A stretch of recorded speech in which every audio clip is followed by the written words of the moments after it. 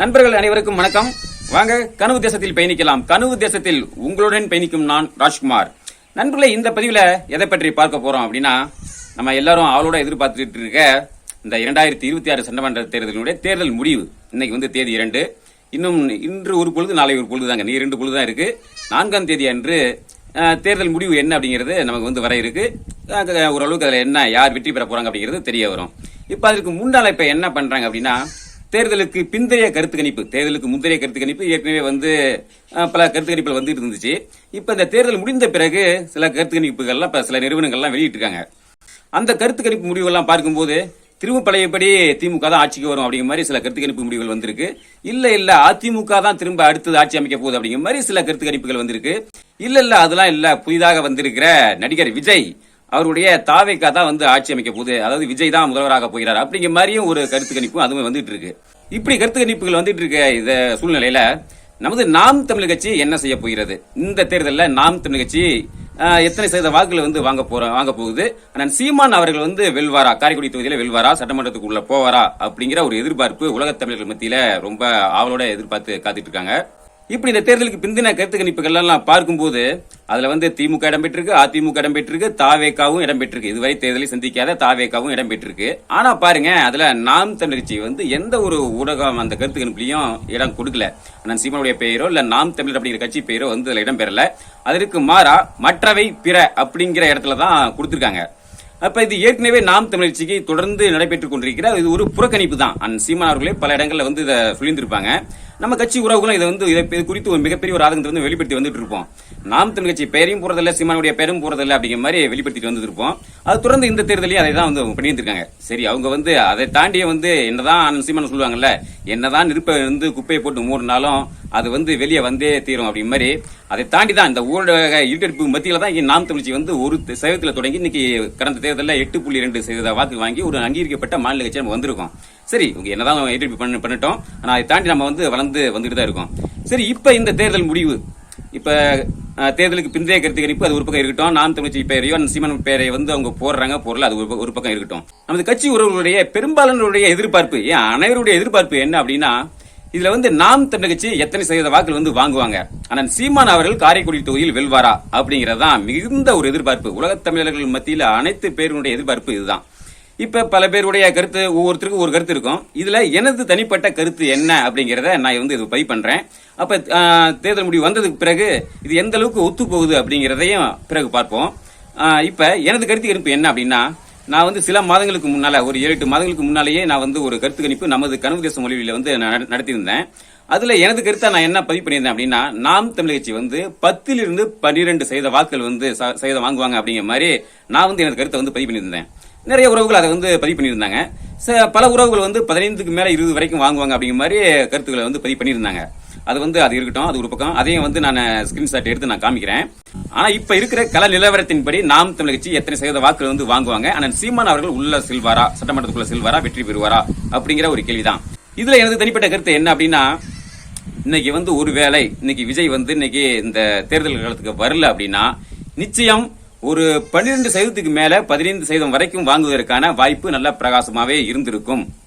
ஆனா விஜய் வந்ததுனால நிச்சயம் வந்து நமக்கு மிகப்பெரிய ஒரு பாதிப்பு அப்படின்னா நிச்சயம் பாதிப்பு தான். அது என்னதான் வந்து நாம் தமிழ் கட்சியினுடைய வாக்கு வந்து விஜய்க்கு போகாது, நாம் தமிழ் கட்சியில வந்து ஒரு ஐடியாலஜி, ஒரு கொள்கை கோட்பாட்டோட பயணிக்கிறவங்க, இங்க நாம் தமிழ் வாக்கு செலுத்தினவங்க விஜய்க்கு வந்து வாக்கு செலுத்த மாட்டாங்க அப்படிங்கிற மாதிரி என்ன பேசப்பட்டாலும், கடந்த தேர்தலில் அப்ப விஜய் இல்ல பாத்தீங்களா, அதனால கடந்த தேர்தலில் நாம் தமிழ் கட்சிக்கு வாக்கு செலுத்திய பல விஜய் ரசிகர்கள் வந்து இப்ப விஜய்க்கு ஆதரவா போயிருக்காங்க. அது மட்டும் இல்லாம கடந்த இந்த 2 வருடம், இந்த 2025 இந்த 2026 இந்த காலகட்டத்தில் உருவாகிய புதிய வாக்காளர்கள் அவர்களுடைய தேர்வு என்ன அப்படின்னா, பெரும்பாலானுடைய தேர்வு அப்படிங்கிறது தாவேகா, அதாவது டிவிக்கு விஜய்க்கு வந்து வாக்கு செலுத்திருக்காங்க. அந்த வகையில எனது கருத்து என்ன அப்படின்னா, 2 to 4% வரைக்கும் வந்து நாம் தமிழ் கட்சி வர வேண்டிய வாக்குகளை வந்து விஜய்க்கு போயிருக்கு அப்படிங்கிறது நான் வந்து கணிக்கிறேன். இல்ல ஒருவேளை இந்த மாதிரி விஜய் வரல அப்படின்னா நிச்சயம் ஒரு 12% மேல 15% வரைக்கும் வாங்குறது வாய்ப்பு இருந்திருக்கும். அவங்க இப்ப விஜய் வந்ததுனால நிச்சயம் வந்து ஒரு 4% குறைஞ்சிருக்கு அப்படிங்கிறது தான் எனக்கு தனிப்பட்ட கருத்து. சரி, இப்ப வந்து இந்த கள நிலவரத்தின்படி நாம் தமிழ்ச்சி எவ்வளவு வாங்குவோம் அப்படின்னா, எனக்கு ஒரு மூன்று ஆசை தாங்க.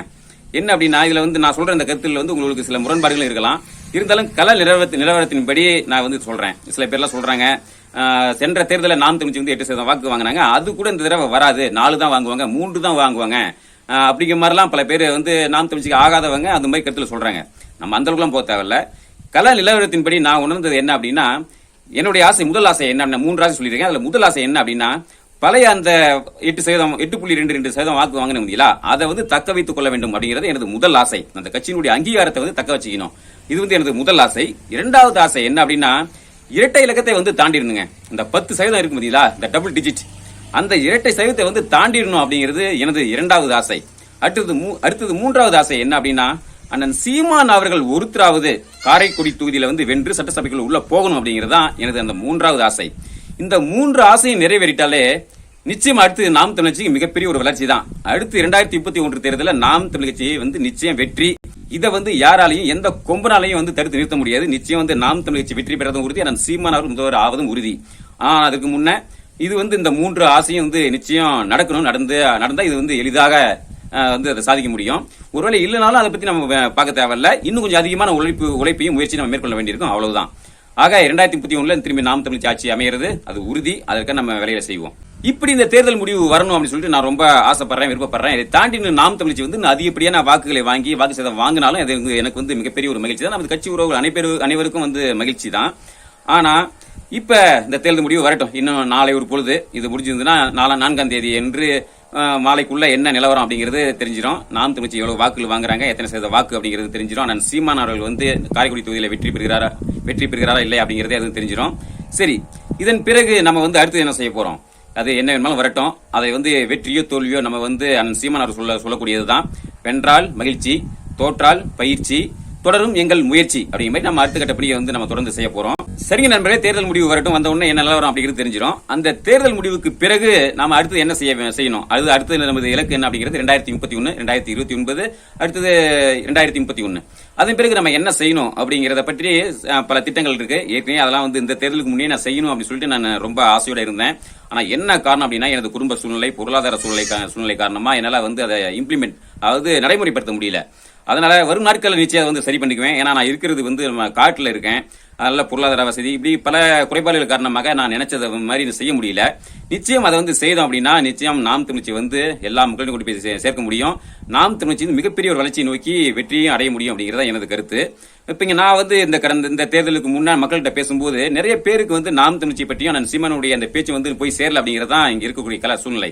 இதுக்கு முக்கியமான காரணம் என்ன அப்படின்னு பாத்தீங்கன்னா, இந்த இருக்கக்கூடிய முக்கியமான ஊடகங்கள், அதாவது கட்சி சார்பான ஊடகங்களை தவிர்த்து இந்த நடுநிலை ஊடகங்கள் சொல்லக்கூடிய எந்த ஊடகமும் நாம் தமிழ்ச்சி பற்றியோ நான் சீமானுடைய கருத்துக்களை வந்து மக்கள் கொண்டு போய் சேர்க்கல. இது ஒரு முக்கியமான ஒரு பின்னடைவா இருக்கு நமக்கு. அப்ப நம்ம என்ன பண்ணணும் அப்படின்னா, இனி எந்த ஊடகம் வந்து நாம் தமிழ்ச்சியை பற்றியோ சீமானை பற்றியோ நீ வந்து காட்டு, பேசு, எழுது, அது பத்தி தேவையில்லை. ஆனா நாம் தமிழ்ச்சியினுடைய உறவுகள், சீமானின் தம்பி தங்கைகள் வந்து நான் கொண்டு போய் மக்கள்கிட்ட போய் சேர்ப்போம் அப்படிங்கிற ஒரு உறுதியை எடுத்துக்கிட்டு நம்ம கொண்டு போய் சேர்க்கணும். அதுக்கு நான் ஏற்கனவே சொன்ன ஒரு முக்கியமான ஒரு திட்டம் என்ன அப்படின்னா, கிராமப்புற கருத்தரங்கு. அதன் மூலமாகத்தான், கிராமப்புற கருத்தரங்கு மூலமாகத்தான் நமது கட்சியினுடைய கொள்கைகளையும் அண்ணன் சீமானுடைய பேச்சையும் வந்து மக்கள் கொண்டு போய் சேர்க்க முடியும். ஏற்கனவே சொன்னதுதான். அது நாம் தமிழ் கட்சியினுடைய அந்த கொள்கையும் கொண்டு போய் சேர்க்கணும். நாம் தமிழ் கட்சி மீதும் அண்ணன் சீமான் மீதும் இருக்கக்கூடிய மக்கள் மனதில் இருக்கக்கூடிய சில விமர்சனங்கள், சில சந்தேகங்கள், அதை வந்து நம்ம நிவர்த்தி பண்ணா மட்டும்தான் மக்கள் வந்து முழுமையா நம்ம வந்து ஆதரிப்பாங்க. அப்ப அதை செய்ய வேண்டிய இடத்துல நம்ம இருக்கோம். நிச்சயம் அதை வந்து செய்வோம். அது எப்படிலாம் திட்டமிடணும், அதுக்கு எந்த மாதிரி வழிமுறையை நம்ம ஏற்படுத்தணும் அப்படிங்கறத பற்றி இந்த தேர்தல் முடிவுக்கு பிறகு நம்ம வந்து அதை படிப்படியா நம்ம அதை பற்றி நம்ம விரிவா நம்ம பேசுவோம். அதை களத்திலையும் செயல்படுத்துவோம். இது எப்படியா இருந்தாலும் இன்றைய ஒரு பொழுது, நாளை ஒரு பொழுது தாங்க. எல்லாம் பலவிதமான கருத்து கணிப்புகள், அதுவா இதுவா அப்படி மாதிரி பலவிதமான ஊகங்கள் போயிட்டு தான் இருக்கும். இதுக்கெல்லாம் ஒரு முடிவு 4ஆம் தேதி அன்று நமக்கு முடிவு கிடைக்கும். நிச்சயம் அதன் பிறகு நம்ம என்ன அப்படிங்கறத முடிவு தெரிஞ்சுட்டு நம்ம பேசுவோம். சரி நண்பர்களே, மீண்டும் அடுத்து ஒரு பதிவு சந்திப்போம். நன்றி, வணக்கம்.